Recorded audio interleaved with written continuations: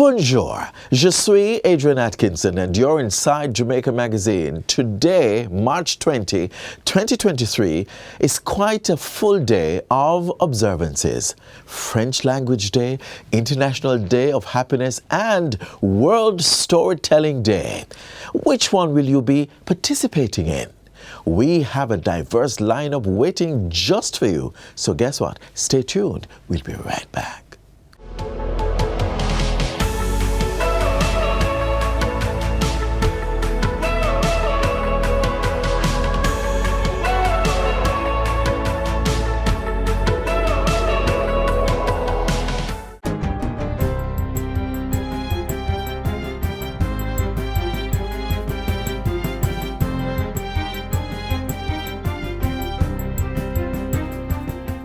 Good day, I'm Stephen McHugh, and this is your JIS News for Monday, March 20, 2023. 15 ecologically sensitive areas, ESAs, across the island have been identified for enhanced protection. Restrictions will be placed on the type of activities that may be permitted in these geographical areas. Prime Minister Andrew Holness says this is to preserve their hydrological or ecological functions and services. Mr. Holness was making his contribution to the 2023-24 budget debate on Thursday. Low-impact developments such as ecotourism may be permitted in these areas subject to restrictive conditions and approval from the relevant regulatory authorities. Prime Minister Holness says declaration of the ESAs will ensure that Jamaica's ecological assets are protected for generations to come. At the core of these and other initiatives is the call for 30% of our land and marine areas to be protected. And Madam Speaker, I am pleased to report that we will exceed that target. To date, Jamaica has protected under law more than 25% of its landmass and 15% of its exclusive economic zone. I made a further commitment to make the Pedro Keys and surrounding waters a protected area. This has now been completed. And I have the act that does that here. The designation gave due consideration to fishing, and this policy creates boundaries that will give the fisherfolk of the Pedro Keys a pathway towards sustainability and ultimately greater prosperity. Prime Minister Holness adds that the overarching protected areas policy and regulations will be finalized in the upcoming fiscal year. Come April 1, the flat rate for the minimum weekly pension will increase from $1,700 to $3,000. This is an increase of 74% and includes benefits such as old age, widow, widower, invalidity pensions, and all other benefits. The improved benefits will be made under the National Insurance Scheme NIS. The pensioner who currently receive $2,550 per week will now receive $3,500 per week. Mr. Holness says the increase is based on the performance of the National Insurance Fund. A recommendation of the actuary's report, which was completed in January this year, shows that the viability of the scheme has been extended for 15 years. The Prime Minister says other increases in Social Security benefits will be announced soon by Portfolio Minister Carl Samuda. In other news, 2 more water shops will be built in East Portland to ease water demands in the parish. Minister of Local Government and Rural Development Desmond McKenzie says the shops will be built as soon as lands have been identified and all procurements completed. The announcement was made at the recent commissioning of the Commodore Water Shop in Portland.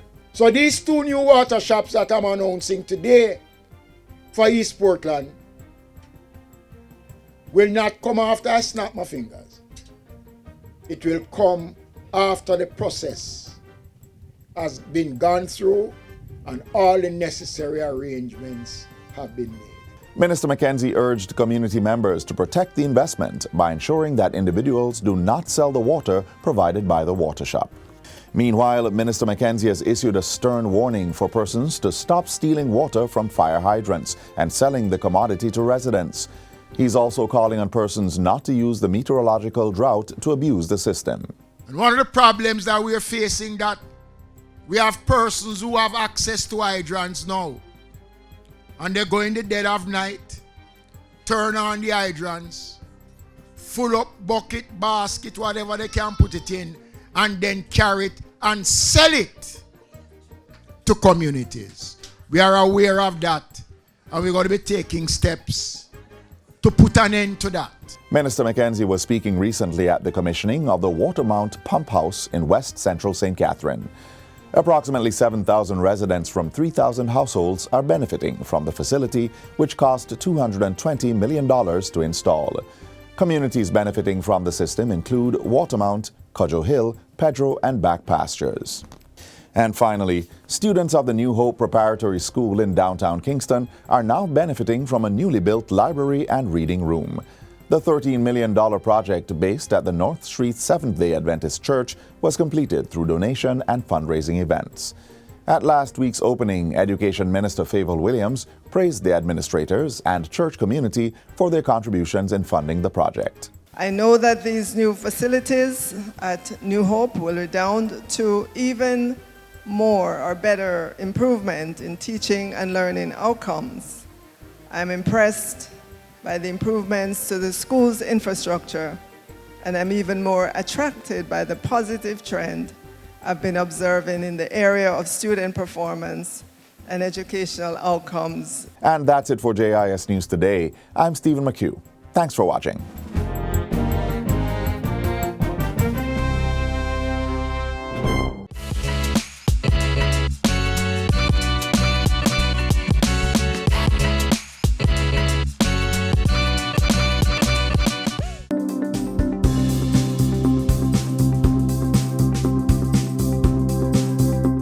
If between January 1 and December 31, you are a parliamentarian or public official in receipt of total emoluments of $3.5 million or above, or you are appointed or performed the functions of a position listed in the Jamaica Gazette, December 14, 2022, regarding the Integrity Commission Act, you are required to file a statutory declaration of assets, liabilities, and income as at December 31.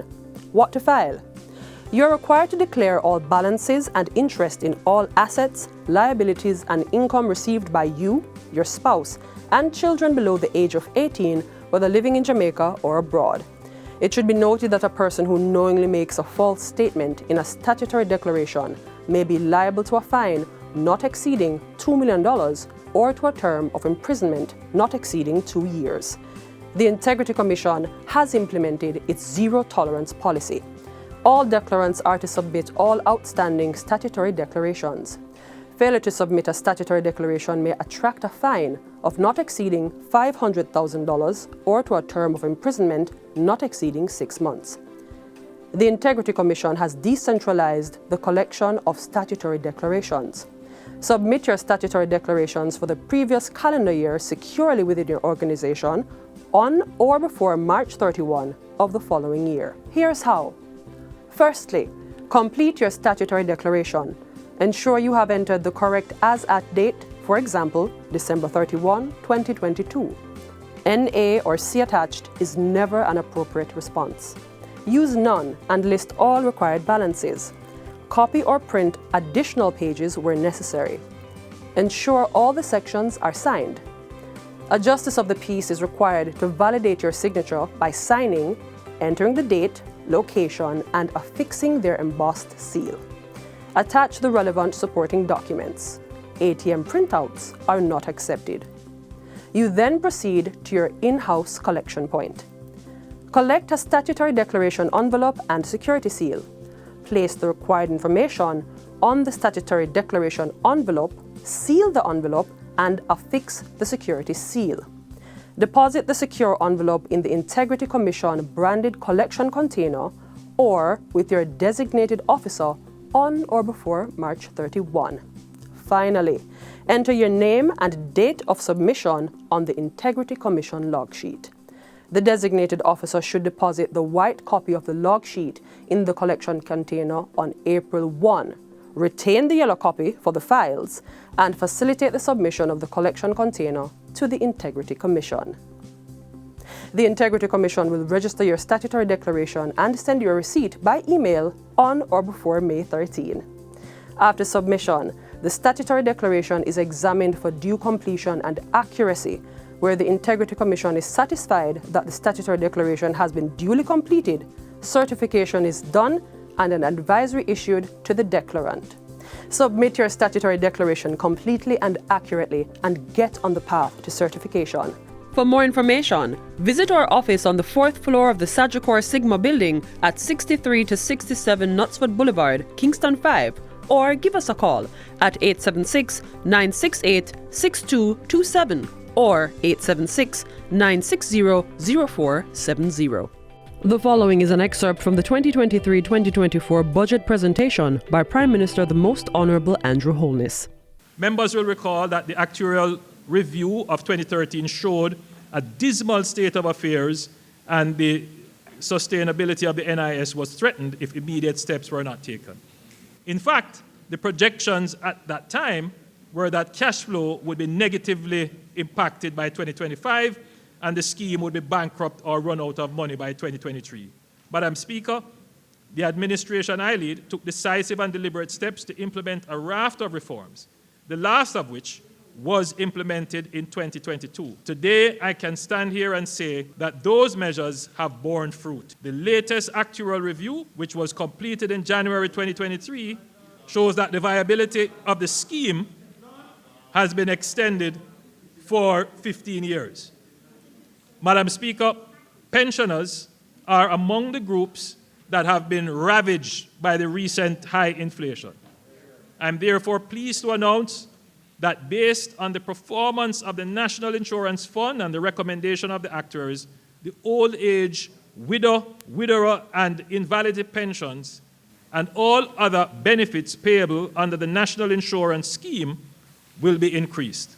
Effective April 1, 2023, the flat rate for the minimum weekly pension will be raised by 74%.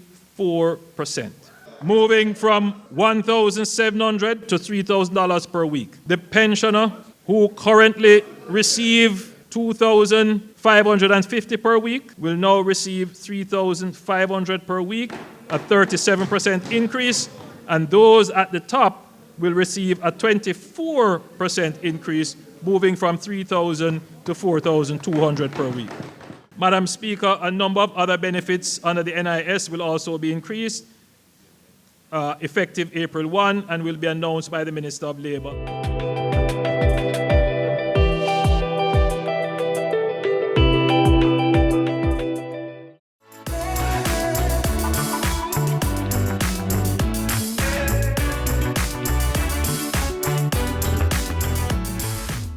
Thanks for staying with us. Now, let's brighten your day a bit. This tree is found all over the island, blooming its beautiful, breathtaking flowers, creating a bed of colorful blossoms beneath. I'm talking about the poi tree. Let me show you. They may bloom white, pink, and most definitely yellow flowers. They can be seen from near and far. Bees love them, birds adore them, and humans can't get enough of them. They need no introduction. After all, they're picture perfect. That's the poi.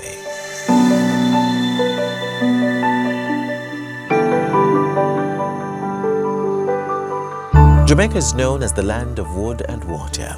Its beauty is world-renowned. Adding to that notoriety is the poi plant. Poi, or tabebuya as it is called, is a tropical plant that's native to the Caribbean, South and Central America. It's also known as tree of old or trumpet tree for its showy inflorescence. Poi come in 3 brilliant shades: white, pink, and yellow. The white poi is a rare find. The pink variant is the national flower of El Salvador and Paraguay, while the yellow poi is a Jamaican favorite. This broad-leaved perennial plant is a popular forest tree on the island. Trees can grow up to 150 feet tall, with a trunk averaging a foot in width. The yellow poi is the shortest of the family, followed by the pink strain, with the white poi reaching the highest heights. The poi can be pruned to a desired height, so don't be surprised if you see some short trees around. In the rainy season, the tree is usually evergreen and unassuming. By the dry season, its deciduous nature appears. But that's when the magic happens. The leaves give away the bright bursts of yellow, pink and white clusters of flowers that blanket the tree and later carpet the ground. The large tubular-shaped corolla forms a collection of blossoms which group together to strike a fashionable pose. As blossoms scatter below, new fruit and foliage develop. The fruits of the poi tree are long, slender capsules which split at maturity, exposing their winged seeds, perfect for dispersal.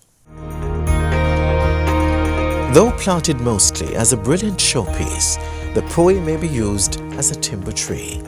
Its durability, density, resistance to termites and general decay make it a hardy wood in the building and construction industry.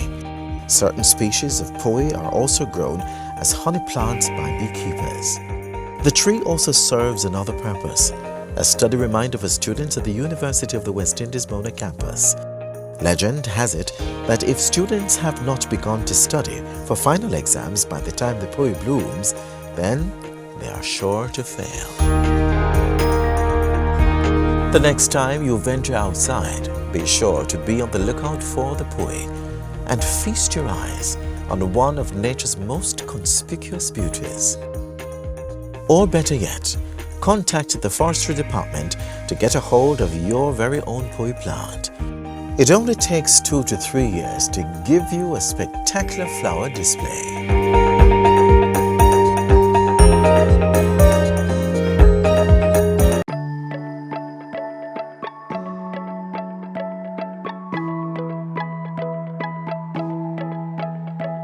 Greatness is in your bones. I'm unstoppable. I'm a butcher with no bridge. I'm invincible. Yeah, I win every single game. We're looking for great things this season, and I know you believe it within your very core. And so we have committed to continue the support behind you and in front of you and beside you so that you can excel and you can do well and you can be your best self. I'm unstoppable. I'm a butcher with no bridge. I'm invincible. Yeah, I win every single game.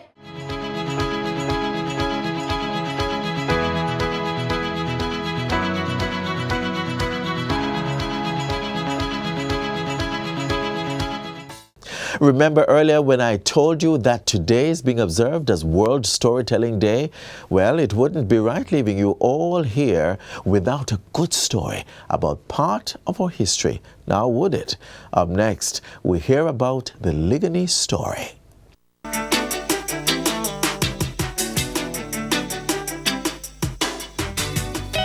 Jamaica has often been described as a paradise. The first human inhabitants, the Taino people, called the island Jamaica, land of wood and water. These Aboriginal people who inhabited Jamaica from as early as around 650 AD established communities all across the island. Archaeologists have found at least 2 such settlements on the plains of the southeastern end of the island. Grilled iguana was considered to be a delicacy by the Tainos. Iguanas were found in abundance here. The Taino therefore called the plains Ligani, after the iguana lizard. The area was also rich in other resources which support the Taino hunter-cultivator lifestyle. Giant cotton trees for canoes, lignum vitae for medicine, cassava for bammies, fresh water, rivers, and fish. However, on May 5, 1494, after over 800 years of peaceful existence, the Tainos were about to see their paradise lost. It was a mistake. The Spaniards thought Jamaica meant land of the blessed gold.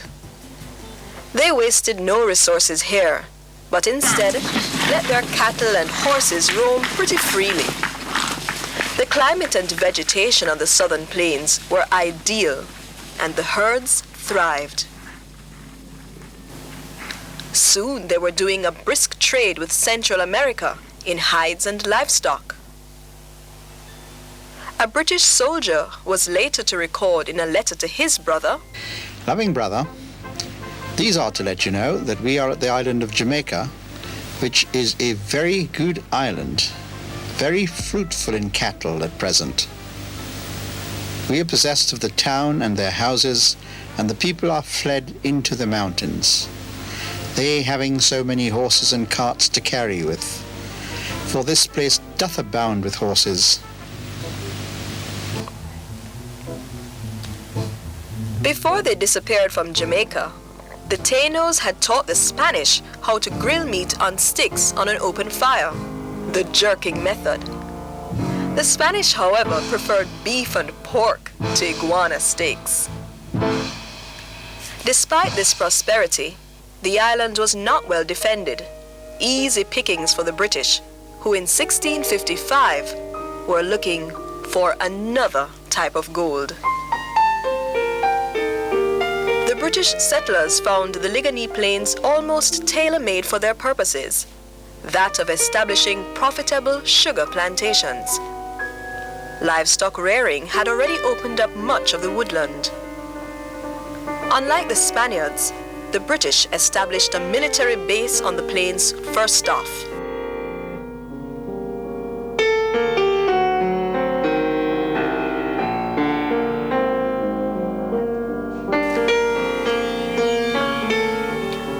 Lord Protector of England, Oliver Cromwell, then appointed the first commission for equal land distribution, to his soldiers, of course.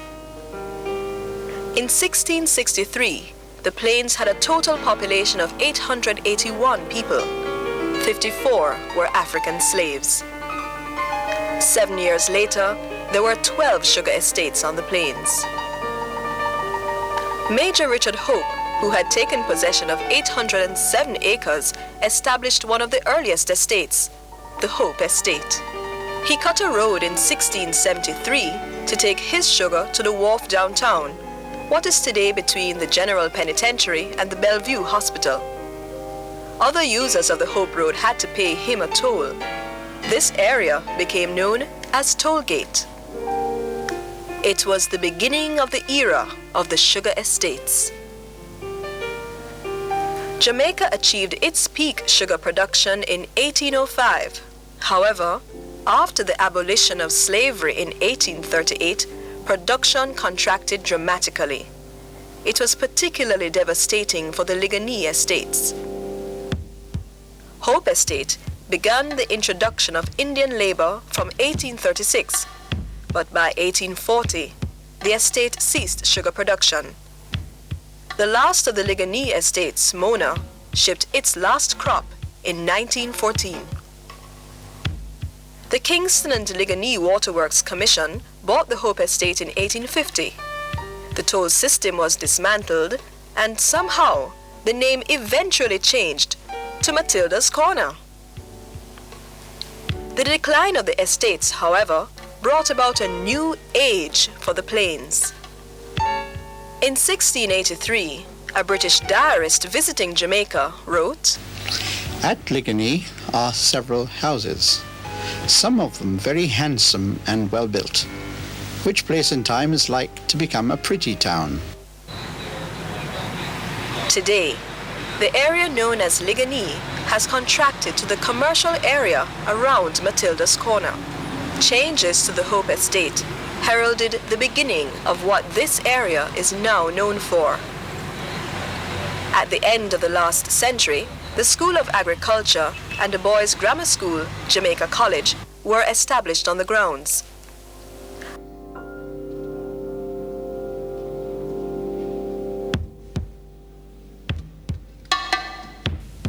A tramcar line was laid in 1898, linking Hope Road to downtown and Constant Spring.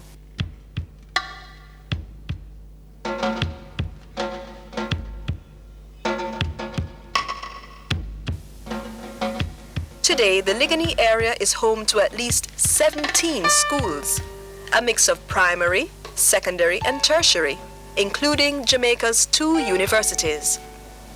A reservoir was opened in 1948 to increase the water supply for the corporate area.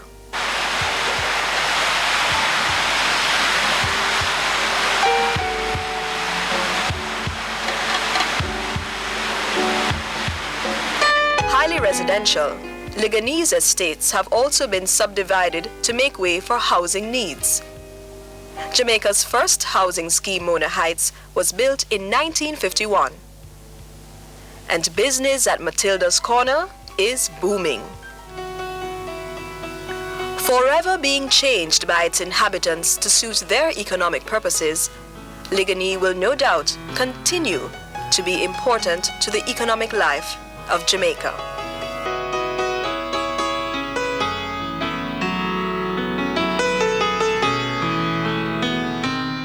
Check on your strong friends. And having gone through postpartum depression after having my daughter, I know what mental illness can be like.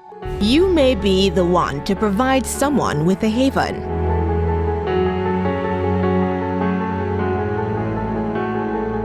Very much true, because like she said, you don't know what people are going through.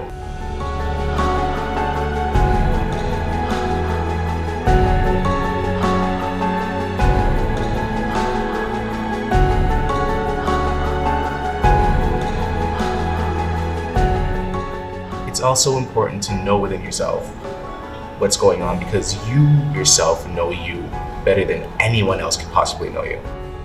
Being able to be your true self is one of the strongest components of good mental health.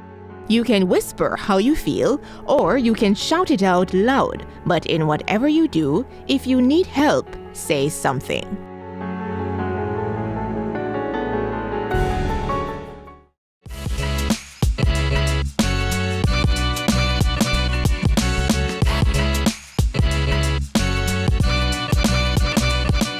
Happiness is when what you think, what you say, and what you do are in harmony. Words from the great Mahatma Gandhi. So on this International Day of Happiness, never forget to be one with your thoughts so they can hold you accountable to bring your plans into fruition. Unfortunately, this is where we part ways until tomorrow. Visit our website, jis.gov.jm, to catch up on this episode and so much more. I'm Adrian Atkinson. Thank you so much for watching. This has been a production of the Jamaica Information Service, the voice of Jamaica.